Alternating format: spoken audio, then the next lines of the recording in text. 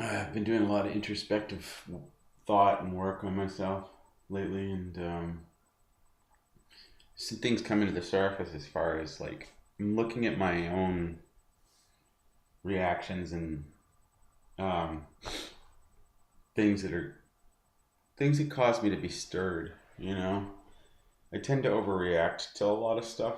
I've been looking at why. Like I'm getting to the roots of the things that cause me to go south, and I notice I always get very, very um, upset when well, there's two big things. When I believe that people don't understand the reality that I'm dealing with, first of all, they come in treating me in a way that would appear that they think a certain way of me, which I think is either not at all true or just a part true. And I get very apprehensive because I want them to at least understand the whole truth.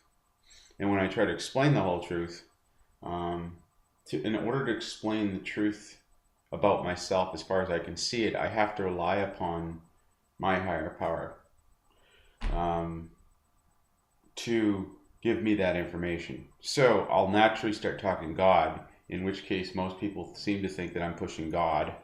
You know, like I've gotten that statement before. I don't want to talk about God. I'm talking about you. And the reason I run to that, it's not so much that I'm hiding behind it. It's just that the reality of myself that I like to believe in is the very essence of who he's developing in me as I overcome my own situations, character defects, and stuff in my life. The man that I aspire to be in my heart and am growing into. And so it's very difficult for me. I've also gotten another situation that ticks me is when people approach me and they'll usually ask me some kind of a question about my faith, what I believe in.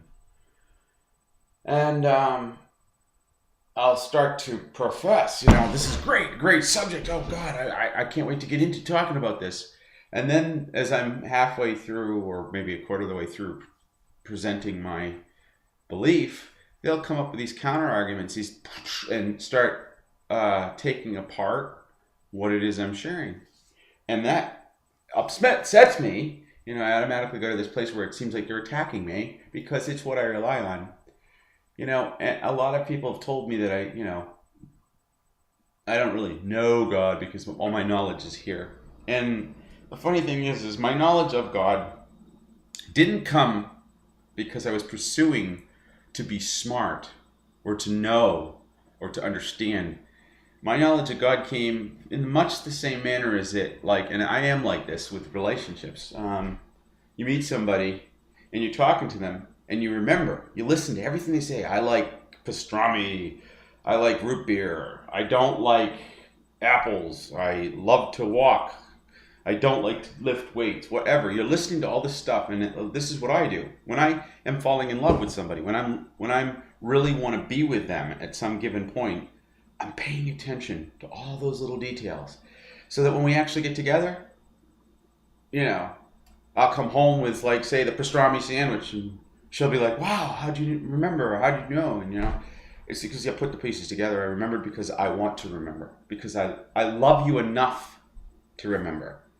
And my knowledge of God is based on just that same kind of love. It has nothing to do with, I want to be better and smarter than you, and my knowledge base is better than yours. And so when people come at me with what they've learned and they want to debate about my faith, I look at it as my faith because my knowledge didn't come to me via wanting to know or understand or be enlightened.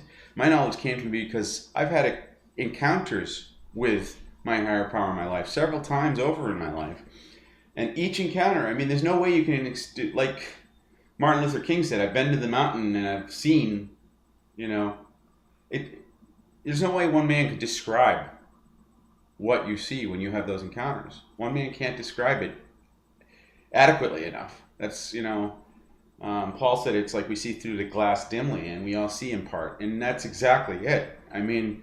So roughly, for each of these experiences, I have to draw from what I got out of them as best as I can, using stuff I've learned from the Bible, stuff I've learned in other places, stuff I've learned from other people, to build a proper picture of what it is that I've experienced. And, again, it's very inadequate, much like a small child given the parts to a model and putting it together, you can imagine what's going to happen here, The wheel ends up under the hood, the engine ends up in the back seat, stuff like that. You got all the right parts, they're just not put together the right way. And that's kind of how it is in my life,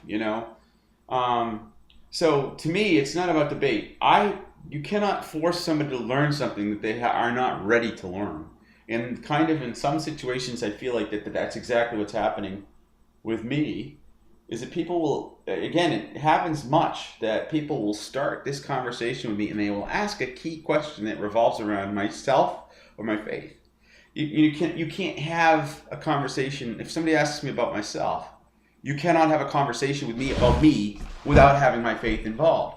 Because the few times in my life where I've had those experiences, I've been on the edge of wanting to die, suicide. And the only thing that held me back was the experience that I had. So it is a touchy subject, because if you start to pull the weight away from what it is I'm leaning on with a better argument, you're going to cause those sci-fi movies, the ship goes into critical. That's what happens inside me, And unless you're ready and willing to replace my higher power with something greater, your wisdom, your understanding is not going to keep me in a safe place. So I get reaction. I react. I also react to, is the third thing actually, friends. When I'm getting close to people, I want them to understand me. I definitely want people to understand the fullness of me. Like, I don't want you just to get one part. I don't want you to understand just that I'm sick or that I'm twisted, but then I don't want you to think I'm just this great guy. I need you to understand that there's a balance here. On one side you get this sick dude, and on the other side you get this really nice guy. And you constantly working on, the old cartoons used to show it, the angel on one shoulder, the devil on the other shoulder. I mean, this has been an ongoing thing for years. I don't like people coming in acting as if they're in a better place than I am. And almost every single person I talk to does this. It's very rare to run into somebody that actually comes in and knows how to be on the same page. Even though they may not, their crimes might not be the same as your crimes, they understand that a crime is a crime. And in God's sight, we're all guilty, And so there's no patronization going on. So it's very difficult for me. And again, these are the things that I'm starting to see as a result of some of the relationships that I've had lately that are just completely falling apart. And no matter how hard I try to be the best person I can, they just disintegrate. And again, no blame here. I'm really trying to understand what is going on in me and why, and hopefully to get to a better place with it. Been very discouraged lately. I have a few friends that I'm working on right now, and trying to understand the friendship process for what it is. I've come to understand that the building friendships, I mean, this has been the baseline of my gospel since the beginning of what I believe about the gospel, is building friendships. Jesus prayed that we would be one as he and the Father would be one. Well, that's a heavy freaking requirement. And I think that building relationships is a huge undertaking, for anybody.